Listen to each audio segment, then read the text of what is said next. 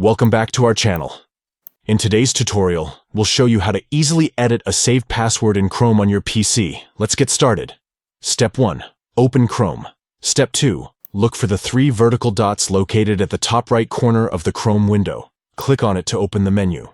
Step 3. From the menu, locate and click on the Settings option. This will take you to the Chrome Settings page. Step 4. On the Settings page, find the Autofill and Passwords section. Click on it to access the autofill settings. Step 5. Within the autofill settings, you'll see an option called Google Password Manager. Click on it to open the Password Manager. Step 6. In the Password Manager, you'll find a list of your saved passwords. Select the password that you want to edit. Step 7. Once you've selected the password, look for the Edit button and click on it.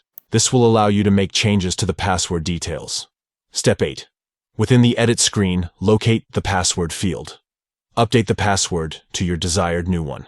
Once done, save the changes. By following these simple steps, you can quickly update any saved password in Chrome.